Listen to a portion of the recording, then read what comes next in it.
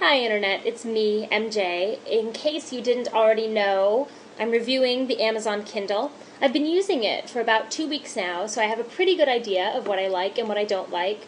We're going to take this to 5 separate locations to see how you might use it in your daily life, and it's my hope that this whole thing is worth your time, and if you're considering getting one, that it might help you in your decision. So, here we go.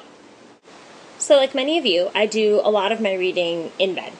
And normally, I wouldn't say it's awkward, but it does involve some finagling. The only thing I don't particularly like about reading a book in bed is that if I fall asleep and this closes, I have to find my page again, which, you know, what a complainer.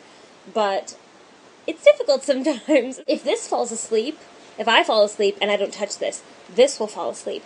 And then it will remember where I was in my book. So the next time I turn it back on, it's just going to jump to where I fell asleep, which is awesome. Is it worth $350? I'm not so sure about that yet, but hopefully when I take it to a few more locations, we will figure that out together. The next place I decided to use my Kindle was in my Sunday school class. If I hadn't have bookmarked the verses I wanted to use for my lesson that day, it would have taken me forever to find them. And even though the Kindle is much lighter than the Bible, it's still easier for me to look things up in the actual book. So in this scenario, book definitely wins. Okay, so here we are in my car, and I'm not going to advocate reading while driving. But a feature that I didn't know about the Kindle that I'm really excited about is the fact that it will read aloud to you. And since it has a headphone jack and my Fiesta has an audio import, I can plug my Kindle into my Fiesta and it will read a story to me. Lydia, but you are It's always Pride and giving her Prejudice. the preference. They have none of them much to recommend them. Replied he. They are all... No, it doesn't sound perfect, of course not. But that's awesome. So if you don't buy the audiobook version of a book you're reading, you can plug your Kindle into your car, assuming it has an audio import, and it's going to read to you. Whether you want to take a nap or you want to drive, that is a cool feature. So we are in the kitchen. We're going to do the Kindle cookbook versus traditional cookbook challenge.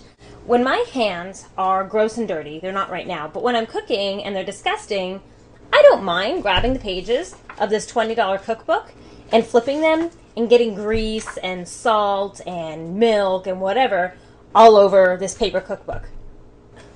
This thing is close to $400.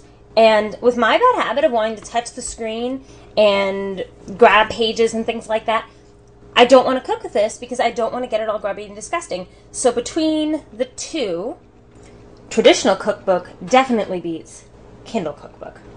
Okay, so here I am at Black Horse Cafe, formerly known as Uptown. I come here a lot. Today, I brought a copy of W magazine. It's my favorite fashion magazine.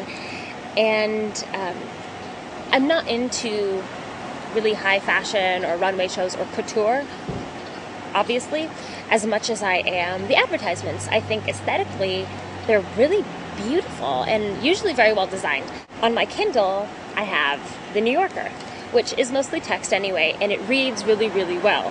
Now, I pay $3 a month to get The New Yorker on my Kindle, which is great because I think they're like $3 an issue, and they're weekly, so I'm saving a lot of money there. I already have a subscription to W, and they don't have a subscription to W available on here. And like I said, I'm paying mostly for the advertisements anyway. So for something that's really image heavy, I would not recommend the Kindle. For something like W, one, it's not available, but also I would prefer to read it in magazine form. In cafe land for reading magazines, I prefer W over my Kindle. I'm going to go get some coffee. Knowing how much I love the Kindle's read aloud feature, I decided to take it with me to the gym. In general, I don't like to read at the gym because it's very difficult to keep track of where I am on the page. The Kindle's read aloud feature definitely helps with that. So instead of getting stuck watching TV or listening to the same workout mix over and over and over, I can actually spend my time while I'm running learning something or reading something interesting. Definitely more productive than listening to Britney Spears. So, after using this for 2 weeks, I can safely say that I like it a lot more than I thought I was going to. The portability, like I thought, is hands down the best feature of the device. I'm still loyal to books, but I really love this. However, I think for the amount of dollars that they're charging for it, it should be faster to respond. When I use the Kindle app on my iPhone, it's super fast and convenient, and the two sync together. It's like magic. But when I come back to my actual Kindle, it just seems to lag a little bit. If you've got the disposable income to go buying fun stuff like this right now, I would totally recommend it. I do not think you'd be disappointed. Or if you know someone that needs a gift soon, it'd be a great gift. However, on my budget, I see myself waiting maybe a couple of years until the price point comes down or it's just a little more impressive speed-wise. That doesn't mean I don't like it. It might just mean that I'm a cheapskate. Hopefully this has been useful for you. If you want more information, you can check out my website at melissacompanucci.com, or if you do the Twitter thing, you can follow me on Twitter at twitter.com/melissajenna. Thanks for watching. Bye.